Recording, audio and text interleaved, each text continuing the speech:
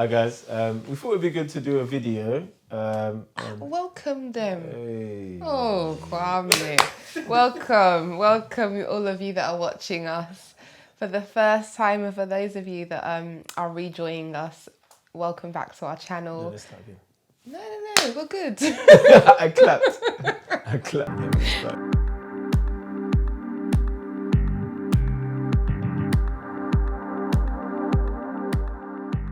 Hi guys, welcome to our channel. I'm Levi. I'm Stephanie. And we thought it'd be good to do a video just around getting to know who we are. With two strange people just giving you lots of advice on dating and marriage. So this video is just a bit about who we are, why we're doing these videos. Yeah, for me, I've seen too many people that should be married by now not cross over the line. And it's not because God hasn't approved it, it's the enemy, you know, and them not understanding or having the tools to deal with opposition, or thinking that things that shouldn't be hurdles like health or finances are too big a hurdle to cross over the line. And also people who've had some friends and been married like 2, 3, 4 years and they've been divorced. And also, again, it's probably down to the right tools. When I've asked them the questions, like, why did you get divorced? They said, like, friends was a big one, the wrong friends, the wrong people involved. I remember As in like third parties. third parties, yeah. And so just, you know, like they had a friend involved that wasn't married, and so they were giving one of the couple the wrong advice. So just things like that, really. Marriage is important to me, to us. Your foot just clicked. Yeah, it happens. And so yeah, we just wanted to just give some advice to help in that area. Really. Do you remember the day that we actually decided that this is what we were going to do? Sometime near the beginning of the year, I think. Do you remember where we were? No. So we were in the bedroom, and I think I was lying in bed ready to go to sleep, and I think maybe you had just come home from somewhere, and I think we were talking about because so Levi's always said from the very beginning of our marriage, maybe even before we got married, yeah. that he always saw us ministering to married couples, or that was your vision, or that's what you saw from us, from God. And you about didn't see us. it, did you? I didn't see it. I didn't see it until a lot later on down the marriage. But I remember that day he was just like, I think you were talking about how you wanted to walk in that, and then I think I was saying, oh, why don't we do social media? And you were like, yeah. And I thought that meant that you were going to do social media, and then somehow, I'm sitting here. Yeah, because if it's my couple, then they need to hear from you. I know. Yeah, no, and I so know. you're the fun one, you know, I'm the boring one. We're both fun. Yeah. I got saved when I was at uni. So I bit of background, I was brought up in a Christian home. My mum and my dad were Christians, but I say that they weren't born again when I was under their roof. And so whilst I went to church religiously every Sunday, I was involved in ministry, etc., I myself wasn't born again. And I remember when I went to uni, I was in my first year, and this was when I was, I think it must have been Freshers Week. So for all of those who are in the UK, and even in America, like Freshers Week is that week where, you know, you've just joined uni, and lots of people are clubbing, lots of people are joining different societies, and that's just your week to just let loose before the real work starts. And so I was living in halls, and I'd met one girl, and we were like, yeah, we're going to be friends, and we were getting ready. We both were in the same halls, so we were getting ready to go to a club. We went to a club one night, and it was fun. Just to put it out there, I was that kind of person that I just really enjoyed music and dancing to music. I wasn't there for anything else apart from that, but I know now that as a Christian, you should not be mixing, light should not mix with the dark. So I would not be putting myself in that situation, but I just wanted to lay that out. But we then made friends with another girl when we were at uni, who also lived in our halls. She lived, I think, on the ground floor. And we were all getting dressed, and I said to her, are you not coming clubbing with us? Like, me and this girl getting ready, you're not coming with us? And she turned and she looked at me and she said, no, I'm a Christian. I don't do that. And then I had the epiphany there and then, like... Epiphany, these big words, what does that mean? Epiphany, like, is the light bulb moment. Light bulb moment, that's what people call it. The realisation. That one, is that more understandable for you? Yeah. I had the understanding there and then that that I should be different, to non-Christians, and I was actually acting in the same way as they were. I was going into the same places that they were going into. I was doing the same things that they were doing, and there was no difference between the two of us. And it highlighted to me that actually, whilst I thought that I was a Christian, I thought I was saved, I didn't have an experience with God. I wasn't walking the way I should be walking. And then she invited us to her church, and her church was in Leighton at the time. So me and my friend, the other girl, we started going along to her church. And lots of people always say that they have like a born again experience, like one day God just changed them and he spoke to them, and that's even your experience, but that wasn't mine. Exactly, a little bit. So it wasn't my experience at all. Mine was gradual, and I always used to think that maybe my experience wasn't real because it wasn't the same as everybody else's. But it doesn't take away from the experience that I had. Mine was saved. It doesn't take away from the fact that I am saved. Amen. Exactly. Delivered. Amen. Amen. Bring some more. I can't think of anything else. Okay. Mine was a gradual process of me weaning myself off of that lifestyle, off of the non-Christian lifestyle, off of the sinner's lifestyle, and I'm still working on myself now. The Lord is still working on me now, let me say it like that. But yeah, my experience was very different. So that's how I got saved. I don't know the date. I can't tell you the time. I can't say I had one big dramatic experience. But day by day, God was working on me, and He was turning my heart back to Him. Praise God. Mine was quite different. I would say it was more of a dramatic experience. So I didn't grow up in a Christian home. I was a thief and I was a liar. So when my parents divorced, age 7, I started stealing chocolate bars from shops, sweets. By the time I was in secondary school, I was taking kids' phones when they were playing football, after school, going in the changing rooms. When I was 16, I did bank scams. When I was 18, I robbed somebody. And this wasn't who I was, but this was the kind of circle that I fell into. And it all started from divorce in a place of lack, because I think I said in a previous video, although my parents weren't rich, they sent us to a private school. We had what we asked for, but the moment my parents divorced, it was like, ask your dad if you want some football boots, ask your dad. But my dad wasn't working at the time, so lack became apparent to me. And from the age of 7, I developed my own ways of dealing with that. But one day, even though my education had gone bad previously, I was now at uni, on my way towards the first class honours, but I was living in halls, and again, first year, that's when things turned. I was working at Tottenham Hotspur football stadium. I'm an Arsenal fan, working at Tottenham, which is funny. And because like the guy I was in, their sponsor was Mansion, which is a gambling company at the time.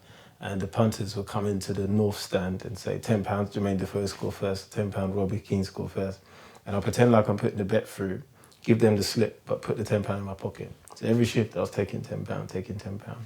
Then on Boxing Day 2008, 26th of December, in the UK, they have Premier League football.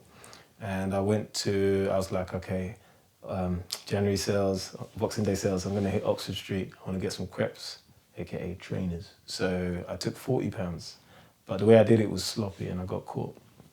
I'd done much worse things. As I said, I'd robbed people. I'd done terrible things before. I'm not proud of any of these things, but God has healed and delivered me from it. And one of the ways you will know if somebody's really delivered or set free is that they can talk about their past. If they're healed of pornography, if they're healed of sin or shame or anything that they've done, they can talk about it and not glorify it, but glorify God. There's no shame. God has delivered me, and I thank God. I got caught, and the first thing I did was I lied, because that's what I do. I lie, I steal. It became perpetual from the age of 7. And then I started to think, like, my mum thinks I'm an angel. I'm at uni. what if I get kicked out of uni? And I just guess I got a bit scared. So I gave the money back, the £40, called them up. I was like, yeah, it was me. Gave them back the £40. They said, okay, we're not going to press charges against you. And the first Sunday of 2009, January the 4th, 2009, I find myself in this church in Brixton called Barak Ministries. I could not tell you what the sermon was that was preached. I could not tell you what the message was. But at the end of that message, I found myself at the altar crying my eyes out, and something changed. Something changed in me. The stealing stopped. The lying stopped. I didn't become perfect overnight, and I'm still not. But God started to do a work in me. For 5 years, I didn't talk to my dad before. I was angry at him for me failing my exams. I was angry at him for, seeing him and my mum fight when I was younger, and angry at him for so many things. But then one day I was at church and I heard a message on forgiveness, about how we need to be blameless and stop blaming people and for situations, and if you cannot forgive, then your Father in heaven can't forgive you. And so after I became a Christian, things just started to drop off my life, and God started to piece me back together. Me and my dad developed a bond. And actually, when you read the Old Testament, the very last verse of the Old Testament, Malachi chapter 4, verse 6, it says that I've come to turn the hearts of the fathers back to the children, and the hearts of the children back to the fathers. And so you realize that is important to God. The very last verse in the Old Testament, when somebody's about to die, you pay attention to their last words, the last things. A testament is a covenant. Before we get into the New Testament, the last verse, it says, I come to turn the hearts of the fathers, it didn't say the mothers, hearts of the fathers back to the children, hearts of the children back to the father. And so the father-child relationship is crucially important to God. And the enemy knows that, and that's why in this country, many other countries, when divorce sets in or the parents split up, they put the kids with the mum. Breakup of the home.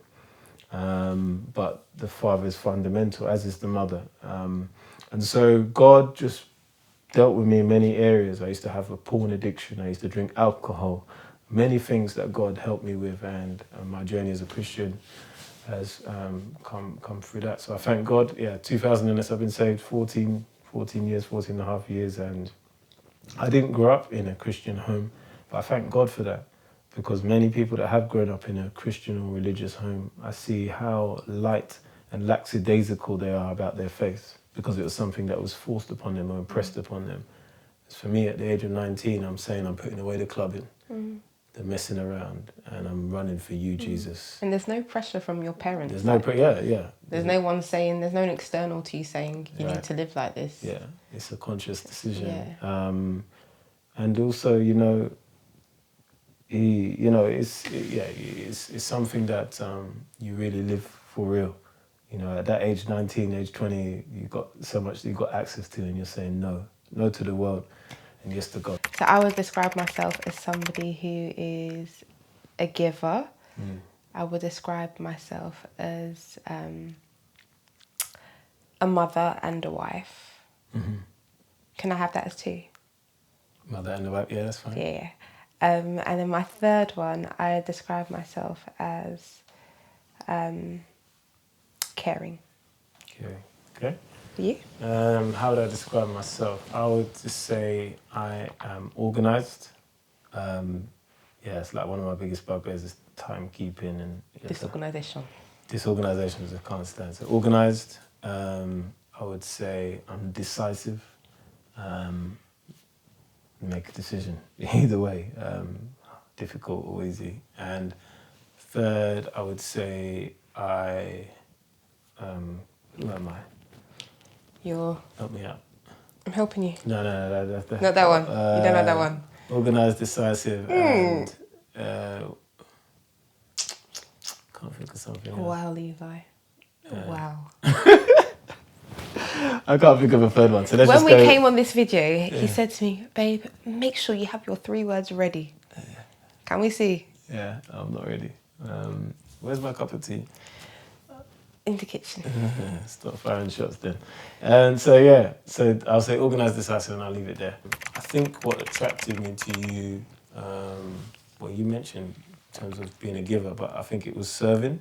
So when I was unwell and I started to have issues with my heart, I remember you came on like a 2.5 hour journey to come and bring me food.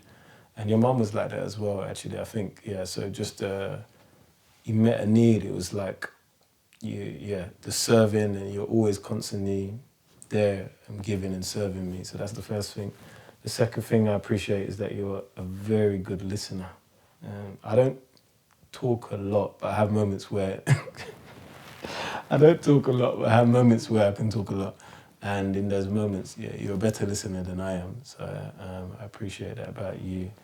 And I think the third thing is that you make me better. Yeah, you see things about me, you're helpmate, you're my helpmate. Things that I can work on, things that I can change. And you say it in ways that's not, like it doesn't tear me down or it's not derogatory to me, but it's a way that, okay, I might need to work on this. And so it's gentle in the way that you do it, but yeah, it's effective. So those are the three things. Thank you. My three things for Levi. First thing that comes to mind is that he's my protector. Not God. God's my ultimate protector, but you're second as well. Okay. I say protector because I remember I have a friend that was just saying, I don't know if she said it to us, but she was just saying she wishes that she could feel secure in her husband, feel protected by her husband. And that's something that I feel has never ever been something that I've been concerned about. I've always felt that this guy is going to be faithful, he's going to keep me safe, he's going to take care of me. I've always felt protected when he's around. Even to the point where, like back in the day, if I'd be out, you know, and it'll be late, I'd feel what's the word I'm looking for? I'd feel unsafe, I'd feel vulnerable. But when my husband's there, like I have no issue. Yeah. Yeah. I thought you was getting a bit emotional. No. Oh, okay. Big man don't do that. Big man, yeah, none of that stuff. Second word to describe you is that you're consistent. I don't feel like there's much I can say on that. But it's not just with me. He's consistent with our friends, in ministry, with our family. He's consistent in his relationships, and I appreciate that about you. I've got 4, but do I have to say 3? You can say, Three's Okay, the third one is that you are a giver. This guy, if you try to outgive him, you are finished. He's such a giver. A giver to the point where me as a woman, I'll get text messages from people saying, thank you and your husband for this gift. And I'm like, should I text back, you're welcome? Should I text back, I don't know what you're talking about? Should I text back? Like, that's how much of a giver he is, and I appreciate that about you. Thank God. My biggest weakness, or something that I'm aware of that friends have told me about, is inflexibility or rigidity. And I think that's what she was alluding to when I was saying 3 words to describe. I just wouldn't describe myself as being, but yeah, that's my biggest weakness. But I also, in terms of like, if we've, I don't know, say we've gone away on holiday and we've mapped out a particular day, like at 9 o'clock I'm doing this, 12 this.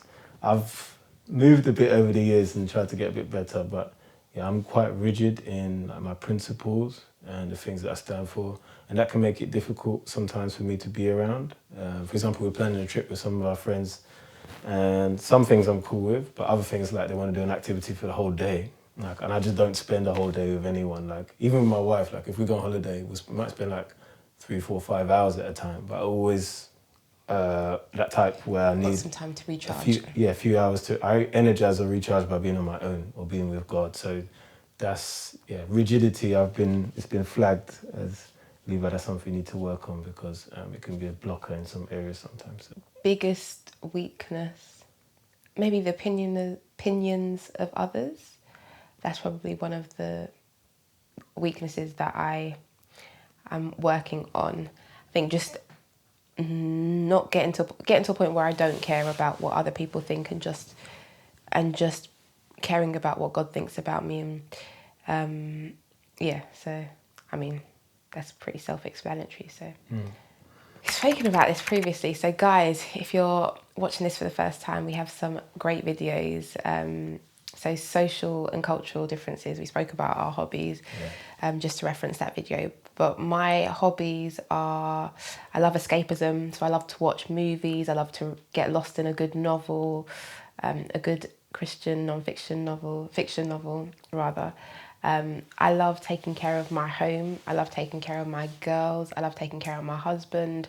I'm a homemaker. That's my place. That's a place that I thrive in.